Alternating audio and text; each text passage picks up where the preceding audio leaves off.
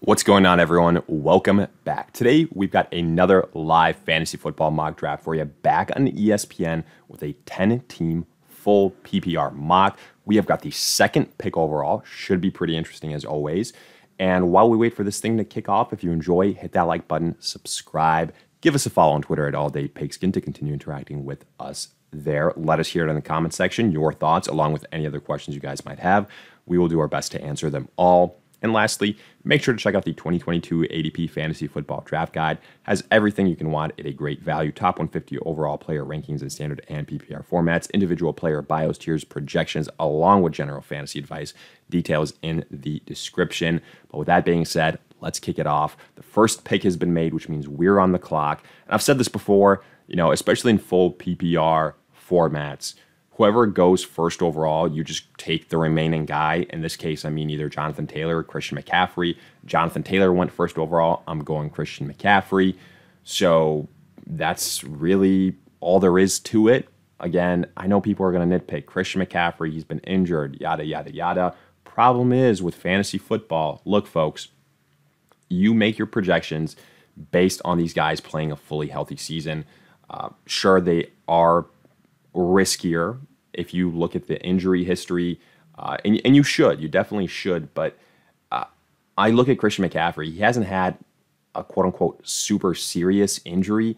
Like, there were years where Austin Eckler was getting hurt. Like, Keenan Allen was somebody that was quote-unquote injury-prone. Same with Dalvin Cook. Same with, a guy like, Cooper Kupp had an ACL tear. Like, I am not all that worried about Christian McCaffrey. I think he's still going to be a stud.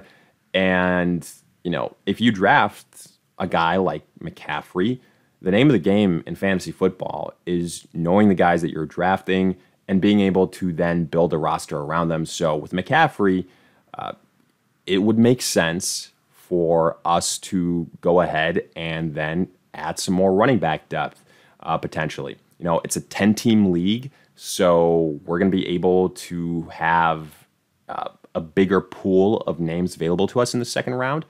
So for that reason, I feel good about this.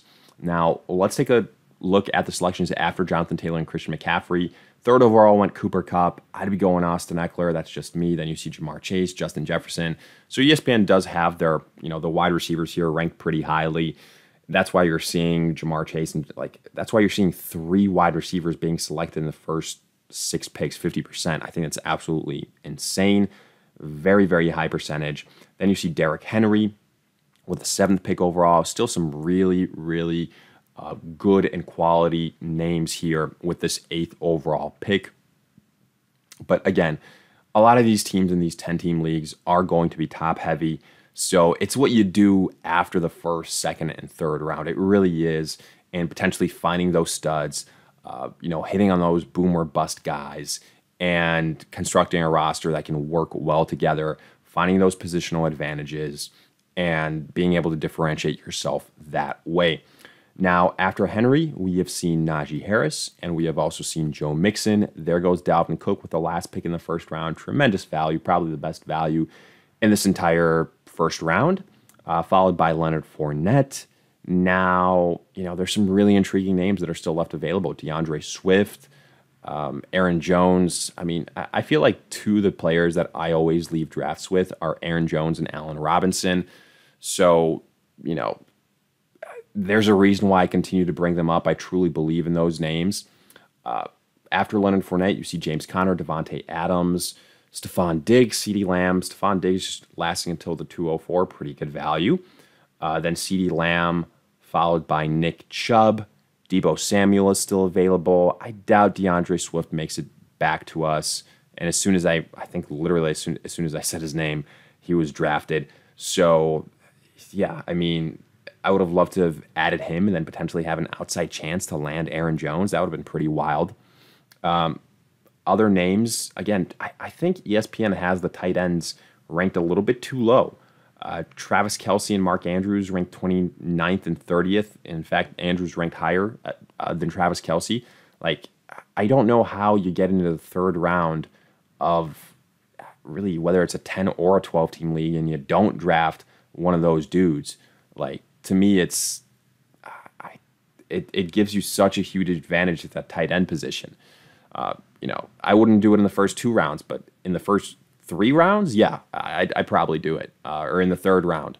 So here I'm just going to take Aaron Jones, and then, I'm going to get one of Mark Andrews or Travis Kelce to fall to me, so I feel pretty good about that, and then we'll figure out the rest.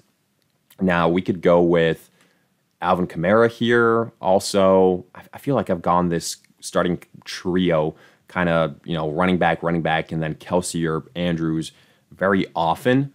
So we could theoretically go with an Alvin Kamara here. We could go with a Saquon Barkley. The thing with Alvin Kamara is how long is that suspension going to be involving his Pro Bowl incident? It's going to be very interesting. If it's a suspension that's like 3 games at most, then I'd be absolutely drafting Alvin Kamara here. Saquon Barkley also very tempting, but I think the most logical thing and just kind of forward-thinking thing here is to take Travis Kelce. I don't want to talk myself out of the pick. It's, Kelce without Tyreek Hill and Kansas City is going to be, I think, just a slam dunk top 2 tight end, pretty much like he has been for the last, 4 years. There goes Alvin Kamara, tremendous value pick there. Again, depending on the suspension, whether it's, on the low end or a little bit on the higher end, we're going to have to kind of deep dive that when it becomes official. Because, again, if it's a 3-game suspension, his ADP will go up. And if it's a 6-game suspension, it's probably going to be in the 3rd round, maybe a little bit later. For now, though, this draft is going pretty well. We got McCaffrey, we've got Aaron Jones, we've got Travis Kelce. I could have gone a 3rd running back, again, to potentially back myself up for having Christian McCaffrey, but Travis Kelce was a little bit too tempting. The running back I probably would have gone with would have been, that's the tough part. Like, Alvin Kamara is a little bit questionable because of the suspension. Saquon Barkley probably would have been the guy, but he's got some question marks as well. Like, he's on an offense that, can you trust it? That's a very valid question. I think he's going to bounce back, but not everyone necessarily agrees with me. And I get the qualms. Otherwise, Ezekiel Elliott is another guy that I really like. Those would have been the names in contention for that 3rd running back. But I do think we're going to be able to probably get like a Travis Etienne in the 4th round because it's a 10-team league. So that's kind of what I'm banking on. And then I would feel very, very good about our running back situation. Now, after Travis Kelce, you saw Alvin Kamara, you saw Tyreek Hill. There goes Mark Andrews, a couple of picks, so 3 picks after Kelce. Keenan Allen, Cam Akers. Cam Akers shouldn't be going ahead of Saquon Barkley. He should be outside your top 20 running backs, honestly. There goes T. Higgins at 308, DJ Moore at the 309. Barkley, 310, the last pick in the 3rd round. Absolutely bonkers. His ADP is going to... I'm going to say this right now. He's going to be a 2nd rounder come late August, early September. You're going to see Saquon Barkley be like a mid-2nd rounder. And I think there's validity to it. I really, really do. Then you see Josh Allen. Breece Hall. Come on, folks. You're taking Breece Hall ahead of Ezekiel Elliott. I can't explain to you how much I hate that pick. I really, really do. Then David Montgomery, Jalen Waddle. Give me David Montgomery ahead of Breece Hall. Like, come on. There goes Zeke, who he would have been tempting at the end of the... Can you imagine that? Somebody told you could get Ezekiel Elliott last year, talking about 2022, at the end of the 4th round. You'd have been like, what the hell happened to this guy? Like, did he fall off the face of the earth? Did the Dallas Cowboys bring in a Christian McCaffrey or something like that? No, none of that happened. It's pretty much an identical situation. Zeke is actually coming back healthier. So, yeah, go figure. Makes 0 sense to me. So, great value. Probably the best value in this entire draft, the 405 Zeke Elliott. Then you see Josh Jacobs followed by A.J. Brown. Now here, what I'm hoping for is Travis Etienne with one of these picks. It's I'm not gonna lie, it's kind of tempting to go like Michael Pittman and then a Terry McLaurin or something like that. But I want to make sure that we get Travis Etienne. I think I can take a gamble here maybe. And no, I'm not going to get too cute in case that first team wants Travis Etienne. I'm just going to get my guy here. I'm not going to risk it. And then I'd be all right with either Michael Pittman or Terry McLaurin or Mike Williams as my first wide receiver, Marquise Brown. So I'm not sweating it. Whatever happens, happens. I know the value in Travis Etienne. I'm grabbing him now. I've got 3 very solid running backs. So I think that's the way you do it if you draft somebody like a Christian McCaffrey. Just kind of follow this game plan. And here, best possible scenario for us. The team ahead of us selected, or after us, I guess I should say, Elijah Mitchell, then Kyle Pitts. So I'm going Michael Pittman here. I'm not even questioning it. Michael Pittman as my wide receiver 1 in the 5th round. Very, very happy with the way that worked out. I think there's a decent chance we can get an Allen Robinson as our second wide receiver in the 6th round because ESPN is one of the platforms that has him ranked the lowest. So, yeah, you got to keep scrolling down here, folks. Keep scrolling all the way down to let's see where he is, number 72 overall. So, yeah, I think there's a pretty good chance we get him at the end of the 6th round. There's also some quarterbacks that are starting to go off the board. Justin Herbert, Patrick Mahomes. So, I think I can potentially also get a Lamar Jackson or a Kyla Murray at the end of the 6th round, which would be tremendous value, and continue to get those positional advantages. We got the positional advantage at tight end. We potentially could get a positional advantage at quarterback. We are stacked at the running back position with McCaffrey, Aaron Jones, and Travis Etienne. And we got very good value on Michael Pittman. So right now, my dream scenario is that one of Lamar or Kyler are available at the end of the 6th. And then we can also pair that up with Allen Robinson. So, yeah, let's see how realistic that is. Right now, there's a decent amount of names ahead of Robinson. Marquise Brown, also somebody that I'm high on, but he's not going to be available for us.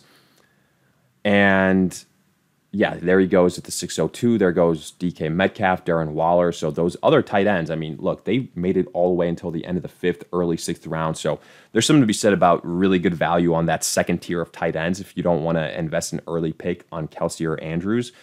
But again, when it's a 3rd round pick in a 10-team league where that positional advantage means so much, I think it's worth it. I really do, even though typically I'm not a, believer in taking a tight end early. I think when you talk of the 10th round, it's a different story. The 3rd round, I should say. Now, again, this is playing out well for us. I don't want to jinx us, but the quarterbacks are there. Running back, let's see what's still left, like Miles Sanders. Oh, no, you got to be kidding me. Allen Robinson just went at the 606. Wow. I did not see that coming. I thought he would be a slam dunk easy pick for us. Okay. This, you know what?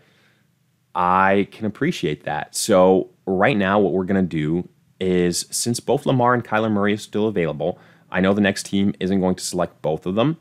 I'm going to select a wide receiver. I'm probably going to go with guys that I like their upside. I'm going to go with Darnell Mooney. He's going to get a lot of volume, so let's go with Mooney here. He'll be our second wide receiver. That's okay. I could potentially also back myself up with a Rashad Bateman, who I really like. Juju Smith-Schuster is still there. All really, really good names. There goes Juju Smith. That's all right. So here we're going to go with, I think one of these next picks is going to be a quarterback to kick off the 7th round, just unless that team already drafted a quarterback. I really wish ESPN included a draft board, but, okay, no. It was a quarterback, but it was not Lamar or Kyler Murray. It was Tom Brady. And for that reason, I'm taking Lamar Jackson here. I have him ranked currently as, I believe, my number 2 overall quarterback. I know Kyler Murray just signed that big extension. That doesn't really mean all that much to me. I still think he's a tier 1 quarterback, but so is Lamar Jackson, huge rushing upside. So we get a positional advantage at quarterback as well. So it's a good situation to be in. We got Lamar, Christian McCaffrey, Aaron Jones, Michael Pittman, Darnell Mooney. Our wide receiver position could be a little bit deeper, and that's what I'm going to focus on here in the 8th round to queue up some guys, because we're going to start wrapping it up. We've got a lot of people on auto pick. So, with that being the case, it's going to start being kickers, defenses, things like that. I want to keep this as realistic as possible, even though it's going to be the start of the 8th round and Kyla Murray is still on the board, which is wild. Shouldn't be the case. He's just ranked way too low here on ESPN's big board, like 87th overall. I think that's way too low. So looking at all these other players, if Rashad Bateman falls to us, I would be very, very happy. That would be my dream scenario. I'm not going to take Kyler Murray and Lamar Jackson. There goes DeAndre Hopkins. I like DeAndre Hopkins, don't get me wrong, but I don't know how you're taking a guy that's going to miss 6 games ahead of a Rashad Bateman. There goes Kyler Murray at the 804. I know I said before Zeke was one of the best values, but Kyler Murray lasting until the middle of the 8th round just I think probably beats it. So right now, we've got a starting roster already taken care of. Let's take a look at it. Lamar, Christian McCaffrey, Aaron Jones, Pittman, Mooney. Wide receivers, yes, that's the one area that sticks out to me, but I think the other areas kind of make up for it. Kelsey, our running backs, McCaffrey, Aaron Jones, Travis Etienne, and now we're going to get the wide receiver depth, so I'm not too worried about it. I'm going to be able to add somebody like a, Rashad Bateman, hopefully. Let's look at these other wide receivers. Who else is left available? Chris Olave for the Saints with Michael Thomas going on the pup. That's intriguing. Elijah Moore at this point in time is intriguing. There's a lot of names out here, folks, at wide receiver. So if I can get Rashad Bateman, though, that's the ideal situation. And then we can kind of wrap this thing up. Let's see what happens. Yep. So last 2 picks have been quarterbacks, which means Rashad Bateman, welcome to the squad. Really like the team. We got some wide receiver depth. Pittman, Mooney, Bateman now. So it's a good situation to be in.